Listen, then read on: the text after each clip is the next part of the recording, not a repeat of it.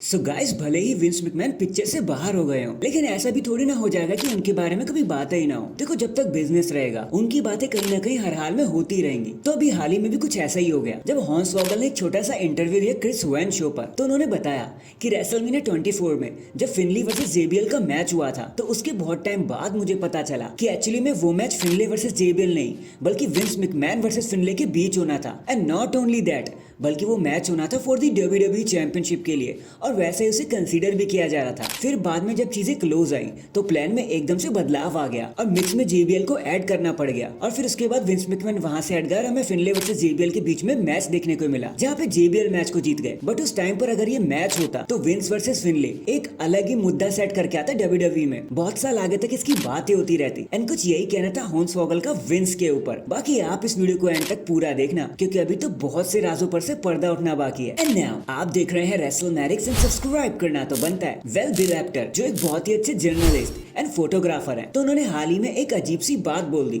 मजाक में ही सही, लेकिन एक खतरनाक जोक क्रैक कर दिया उन्होंने कहा कि देखो, Bron Breakker is the next big thing. वो बहुत बड़े स्टार है, जहां जा रहे हैं सबको तोड़ते मरोड़ते जा रहे हैं। अगर गोल्डबर्ग एंड ब्रॉक लेसनर की शादी हो जाती तो उनका अगर कोई बच्चा होता तो वो ब्रॉन ब्रेकर जैसा ही दिखाई देता। वो दोनों ही लेजेंडरी स्टार का कॉम्बिनेशन है एकदम। अब चाहे स्पीड की बात करो चाहे पावर की, ब्रॉन ब्रेकर हर समय फिजिकल स्ट्रेंथ में सबसे आगे निकल कर आते हैं। वैसे तो सबने इस बात को जोक के तौर पर ले लिया, लेकिन डीप डाउन ये बहुत बड़ी बात है ब्रॉन ब्रेकर के लिए कि उन्हें ब्रॉक एंड गोल्डबर्ग जैसे स्टार से कंपेयर भी किया जा रहा है। तो इसका मतलब तो साफ है, चीजें ब्रॉन ब्रेकर के लिए सुपर फास्ट और सुपर बिग होने वाली हैं। WWE बहुत जल्दी उन पे अपना गैम्बल करते हुए नजर आ जाएगी। तो हैशटैग बीस्ट मोड और hashtag Braun breaker. Next, Erick Rowan का नाम तो आप सभी ने सुन लिया होगा और ये भी जानते होंगे कि 2020 में उन्हें कैसी WWE ने रिलीज कर दिया था, जिसके बाद वो सीधा ब्रे वाइट के फ्यूनरल में ही हमें देखने को मिले, जो स्मैकडाउन में हुआ था जब उनको ट्रिब्यूट दिया गया था। तो according to the reports, Erick Rowan ने अपनी वापसी की पूरी तैयारी कर ली है, बट एक सिंगल रन के लिए नहीं, बल्कि अंकल हाउडी का बैकअप बनने के लिए। ये ऑलमोस्ट व्हाइट फैमिली जैसा ही दिखाई देने वाला है। बल्कि लेट्स सी कि आगे कितना बड़ा मुद्दा और कितना बड़ा इंपैक्ट छोड़ने वाली है ये ऑडियंस के ऊपर, क्योंकि जो गिमिक्स होते हैं ना ऐसे वाले, ये ज्यादा समय तक नहीं सस्टेन कर पाते। कहीं ना कहीं बाद में जाकर ये ना पकड़ छोड़ने लगते हैं,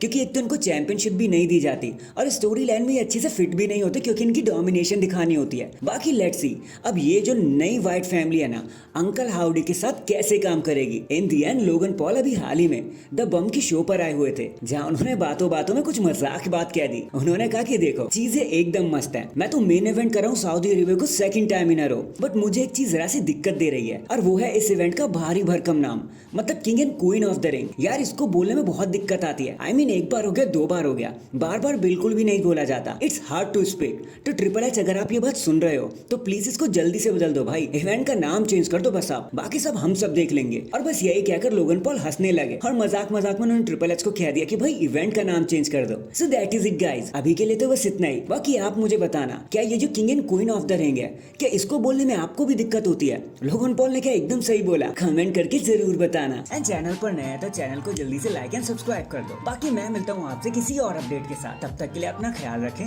और खुश रहें।